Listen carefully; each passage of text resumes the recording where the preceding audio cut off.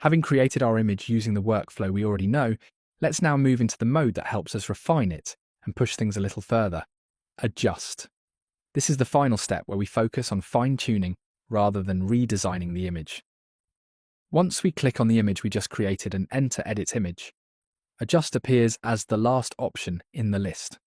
When we open it, all the adjustments become available, and every change we make updates the image in real time as we work on the skateboarder image. This makes it easier to see how each adjustment affects the image as we go.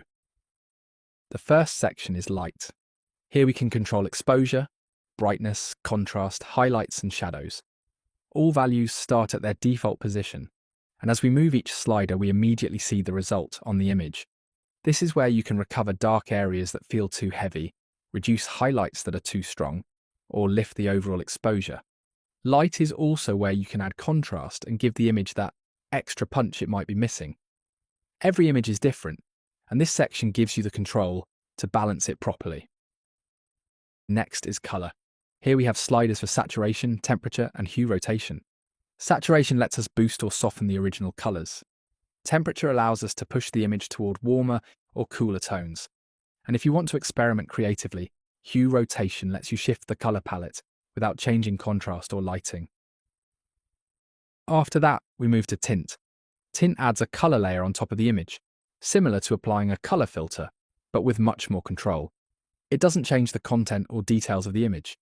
Instead, it affects how colors blend together and the atmosphere of the image. You can choose a predefined color or select any color you want using the color picker, even refining it with RGB values if needed. Opacity lets you control how strong the tint effect is. Lower values keep the effect subtle and natural, while higher values make it more pronounced. Blend mode defines how the tint interacts with the original image. For example, lighten brightens the image using the chosen color. Darken makes it darker. Overlay adds contrast and creates a more cinematic look. Modes like screen or add produce softer, brighter effects, while multiply or subtract create darker or more dramatic looks. You don't need to understand every blend mode in detail. The best approach is to try them and watch how the image changes in real time. Tint works best when used gently, as a final touch to reinforce the mood or complement light and color adjustments. Next, we move on to grain. Grain adds texture to the image, similar to film grain in analog photography or cinema. The first control is amount, which defines how visible the grain is. Lower values keep things subtle and clean. Higher values make the texture more noticeable. A moderate amount usually gives the image a more organic feel without damaging quality. Under advanced, we get more detailed controls. Chromaticity adds color variation to the grain. At low values, the grain stays mostly neutral. At higher values, it takes on that colored film look. Luma controls how the grain affects brightness. Increasing it adds more variation in luminosity and can make the image feel more alive. Size defines how large the grain particles are. Smaller values create fine, subtle grain, similar to 35mm film. Larger values make the grain more visible and bold. Shadows control how much grain appears in dark areas. In traditional photographic film, grain is often more visible in darker areas, so increasing this can add realism to the image.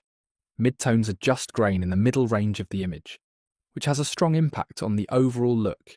Highlights control grain in bright areas where grain is usually less noticeable, so this slider is best used carefully. Finally, octaves define the complexity of the grain. Lower values create a simpler, more uniform texture. Higher values produce a richer, more natural grain, closer to real film. The key with grain is to move slowly and watch the image as you adjust. Even small changes can make the image feel more cinematic and polished. After grain, we reach rotate. This is a simple but very useful tool for final alignment. With straighten, we can gently rotate the image until horizons or vertical lines feel correct. This is perfect for fixing images that are slightly tilted. Below that, flip options let us mirror the image horizontally or vertically with a single click. This can help correct mirrored shots or explore a different composition quickly. Finally, we arrive at presets. Presets are the fastest way to give the image a finished look. Here you'll find ready-made styles like vintage, retro film, duotone, vibrant, warm tone, cool breeze, red tint, or cold tone. As soon as you click a preset, the change is applied instantly. You can try several presets one after another and see how the mood shifts in real time. Presets are great as a final step. You can apply one and keep the result, or use it as a starting point and fine-tune light, color, or grain to refine the image. To wrap it up, Adjust is all about final polish. It's not meant to redesign the image, but to balance it, refine it, and bring everything together. By combining presets with small manual adjustments, you can finish an image quickly while still keeping full control. Thanks for watching, and we'll see you in the next episode.